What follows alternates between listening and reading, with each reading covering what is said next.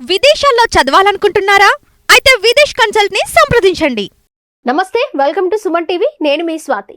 ఒక వ్యక్తి 10 భాషలు తెలుసుకోవడం, నేర్చుకోవడం సాధ్యమేనా?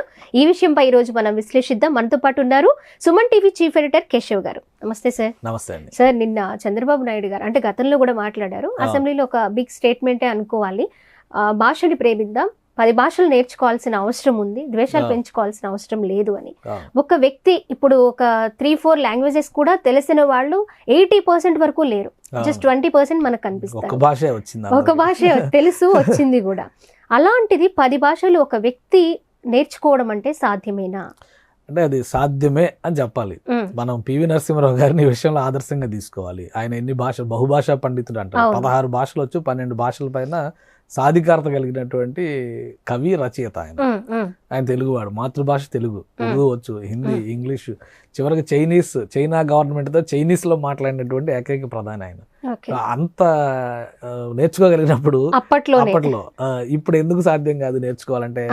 ఇక్కడ సమస్య వస్తుందంటే, ఇక్కడ 2 అంశాలను మనం మిక్స్ చేసి చూస్తున్నాం. ఒకటి ఏంటంటే అధికారిక భాష లేదా రాజభాష, లేదా మనం ఏదైతే అడ్మినిస్ట్రేటివ్ ప్రొసీజర్స్ లో ఉపయోగిస్తున్నాం ఆ భాష ఒకటి. రెండోది ఏంటంటే భాషా ప్రావీణ్యం, ఇది రెండోది. ఈ 2 విషయాలని మనం కలిపి చూస్తున్నాం. ఇక్కడ తెలుగు నేర్చుకోవడానికి ఎవ్వరికి అభ్యంతరాలు లేవు. తెలుగు అందరూ మాతృభాష కాబట్టి ఏదైనా తెలుగులోనే చదువుకుందాం అనేటువంటి ప్రేమ అందరికీ ఉంది. కానీ తెలుగులో చదువుకుంటే ఎన్ని ఉద్యోగాలు వస్తున్నాయని చర్చ వచ్చినప్పుడు సమాధానం ఎక్కడ దొరకలేదు మనకి. ఈవెన్ గవర్నమెంట్ ప్రొసీజర్స్ లో కానీ, కోర్టు ప్రొసీజర్స్ లో కానీ, ఎందులో కూడా తెలుగులో మొన్న ఏదో జీవో ఇచ్చారు, 2 భాషల్లో మేము జీవోలు ఇస్తామని. కంటిన్యూగా కనిపిస్తున్నటువంటి దాఖలాలు అయితే నాకైతే ఎక్కడ కనబడాల. కొన్ని జీవోలు వస్తున్నాయి, కొన్ని అనువాదంలో లేట్ ఆలస్యం అవుతుంది, తెలుగు మళ్ళీ అప్లోడ్ చేస్తామని చెప్పి పెడుతున్న పరిస్థితి ఉంటుంది. సో అధికారిక భాష అనేటువంటి అంశంలోకి వచ్చినప్పుడు, బహుభాషలు అనేటువంటి దాని గురించి వచ్చినప్పుడు అది ఇప్పుడు అంతర్జాతీయ అవసరం. ఎందుకంటే ఇండియా అంటే ఒకప్పుడు ఇన్ని భాషల సమాజం అనేటువంటి ఒక ఇది ఉంది, అందుకని అన్ని భాషలు కలవాలి అని మనం మాట్లాడేవాం. కానీ ఇప్పుడు ప్రపంచమే ఒక భాషా సమూహాల సమాజంగా మారిపోయింది. ప్రతి భాషలో ఉన్నవాడు ఇంకొక భాషలో ఉన్నవాడితో కమ్యూనికేట్ చేస్తూనే ఉండాలి, ఏదో రకంగా, ఏదో రూపంలో. కామన్ లాంగ్వేజ్ కావాలి. కామన్ లాంగ్వేజ్ కావాలన్నప్పుడు ఇక్కడ మళ్ళీ 2 చర్చలు ఉంది. అంతర్జాతీయ భాషగా ఇంగ్లీష్ ను గుర్తించాలా? కొన్ని దేశాలు ఒప్పుకో కదా. ఇప్పుడు జపాన్ లాంటివి, చైనా లాంటివి ప్రపంచంలో ఎక్కువ మంది మాట్లాడేది మ్యాండరిన్. చైనీస్ వాళ్ళు ఎందుకు ఒప్పుకుంటారు? మా భాష ఎక్కువ కదా నంబర్ పరంగా చూస్తే. వీళ్ళు కలోనియల్ సిస్టమ్ వలన అన్ని దేశాల్లో ఎగ్జిస్టెన్స్ ఉండడం వల్ల ఇంగ్లీష్ ని మేము యాక్సెప్ట్ చేయాల్సిన అవసరం లేదు అనేటువంటి పరిస్థితి అక్కడ ఉంది కదా. సో అలాంటి పరిస్థితిలో టెక్నాలజీ మారిపోతున్నటువంటి క్రమంలో ఏంటంటే బహుభాషల అధ్యయనం అనేది ఒక సబ్జెక్ట్ గా మారింది. మన దేశంలో హైదరాబాద్ లాంటి చోట్ల అలయన్స్ ఫ్రాన్సైజ్ లాంటి గ్రూప్స్కి వెళ్ళి ఫ్రెంచ్ నేర్చుకునే వాళ్ళు, చదువుకున్న విద్యార్థులు, ఈ గ్రాడ్యుయేషన్ చేసి గ్రూప్స్ ప్రిపేర్ అవుతున్న వాళ్ళు కొన్ని 100 మంది అక్కడికి వెళ్ళి నేర్చుకుంటారు. అక్కడే కాదు, స్వామి వివేకానంద రామకృష్ణ మిషన్ లో కూడా ఫ్రెంచ్ నేర్పిస్తున్నారంటే, ఇంగ్లీష్ నేర్పిస్తున్నారంటే అక్కడికి వెళ్ళి నేర్చుకునే వాళ్ళు చాలా మంది ఉన్నారు. సో భాషల పైన, భాషలు నేర్చుకోవాలనేటువంటి మక్కువ ఖచ్చితంగా మనుషుల్లో ఉంది. కానీ దానికి సంబంధించినటువంటి వ్యవస్థలు ఎక్కడా లేవు. అది సమస్య. అదే సార్, ఇప్పుడు సాధ్య అసాధ్యాల గురించి పక్కన పెడితే ఈ 10 భాషలు నేర్చుకోవాలని ప్రజలు యాక్సెప్ట్ చేస్తారా అనేది కూడా నాకు నేర్చుకుంటారు. ఇప్పుడు మీరు మలయాళం నేర్చుకోవాలనుకుంటున్నారు, ఇక్కడ చెప్పే టీచర్ ఉండాలిగా, ఎక్కడి నుంచి వస్తారు? దానికి ఒక సిస్టమ్ క్రియేట్ కావాలి కదా. ఇప్పుడు ఆన్లైన్ మలయాళం క్లాస్ పోనీ డెవలప్ చేస్తారు మన కరికులంలో అనుకుందాము. సో ఆ అగ్రిమెంట్, ఆ సిస్టమ్, ఆ ప్రొసీజర్, అది ఒక ఆప్షన్. ఇప్పుడు నాకు ఫ్రెంచ్ నేర్చుకోవాలని ఉంది, జర్మన్ నేర్చుకోవాలని ఉంది, చెప్పే ట్యూటర్ ఎవరు? సో అక్కడ చర్చ వస్తుంది.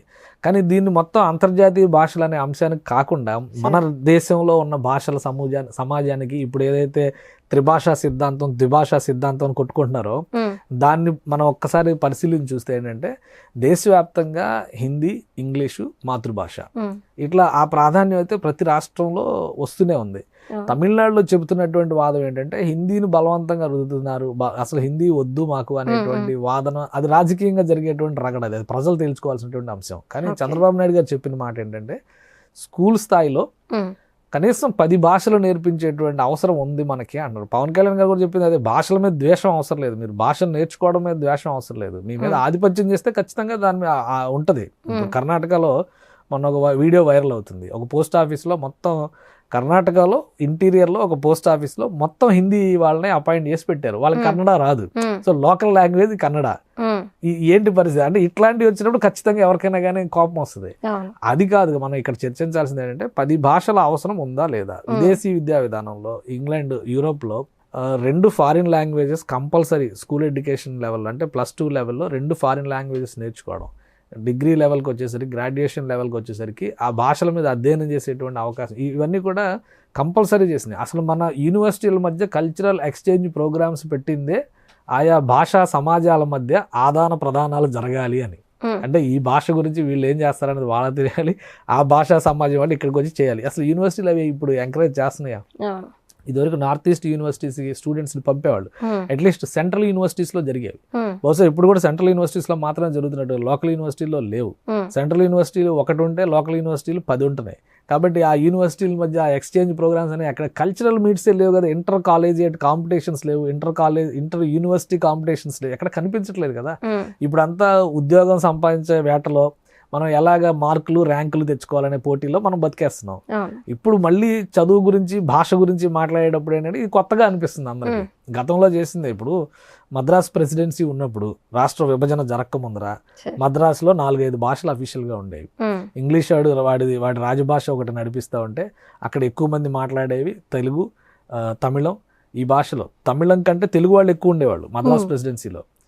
ఆ భాషలో ఆ చివరన ఉండేటువంటి ఒరియా, మలయాళం ఇవి కూడా అఫీషియల్ లాంగ్వేజ్. అంటే అక్కడ ఉండేటువంటి పాఠశాలలో బోధించేటువంటి విధానం ఉండేది. ఇప్పటికి కూడా సరిహద్దుల్లో ఉండేటువంటి స్కూళ్లలో పక్కన ఉండేటువంటి తమిళ భాషను నేర్పించేటువంటి సంప్రదాయాలు ఉన్నాయి.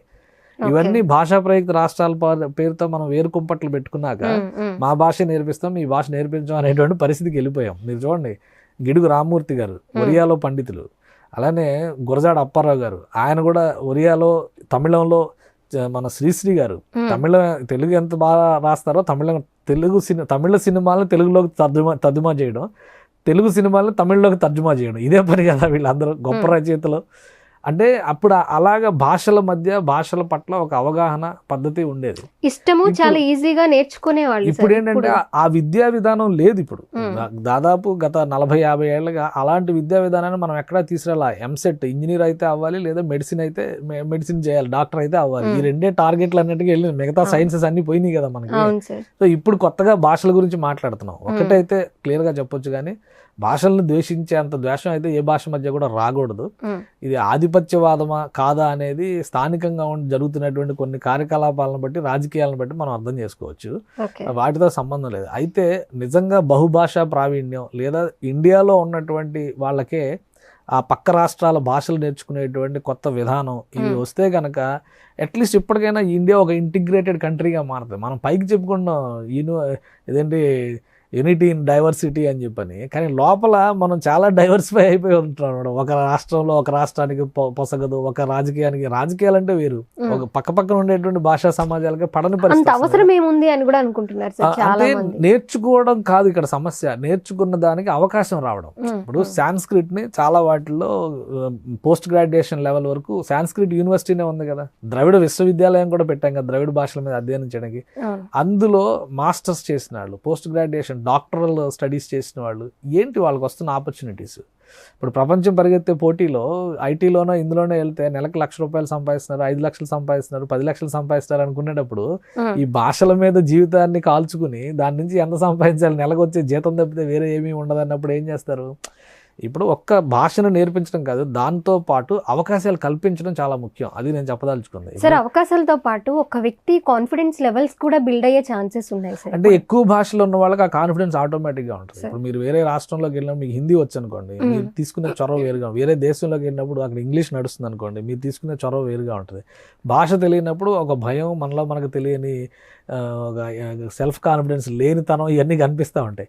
కాబట్టి భాష ఎప్పుడు కూడా మనల్ని బలోపేతం చేస్తుంది అన్ని రకాలుగా. ఒకటి కాదు 4 భాషలు నేర్చుకోవచ్చు. అది ఓన్లీ ఎడ్యుకేషన్ కరికులంలో భాగంగానే కాకుండా ఇంకా ఇతర సౌకర్యాలు కూడా ఉంటే వాటిని కూడా వ్యాప్తి చేసేటువంటి బాధ్యతలు ప్రభుత్వాలు తీసుకుంటే బాగుంటుంది. కానీ మాతృభాషలో పరిపాలనా వ్యవస్థలు రావాలి, మాతృభాషలో అవకాశాలు కల్పించేటువంటి ప్రయత్నాలు పెరగాలి, ఉద్యోగ అవకాశాల్లో మాతృభాషకు పెద్దపీట వేసేటువంటి ప్రత్యేకమైనటువంటి పాలసీలు ప్రభుత్వాలు తేవాలి. అప్పుడు ఈ స్పర్ధ అనేది ఉండదు. మనం ప్రపంచం కోసం పరిగెడుతూ మనం స్థానికంగా అన్ని వదిలేస్తున్నాం కదా, అది సమస్యలు క్రియేట్ చేస్తుంది. దాని మీద ఆలోచించాల్సినటువంటి అవసరం ఎక్కువగా ఉంటుంది. Okay sir, thank you so much. Suman టీవీలో మీ పర్సనల్ అండ్ బిజినెస్ ప్రమోషన్స్ కోసం కింది నెంబర్కి కాంటాక్ట్ చేయండి.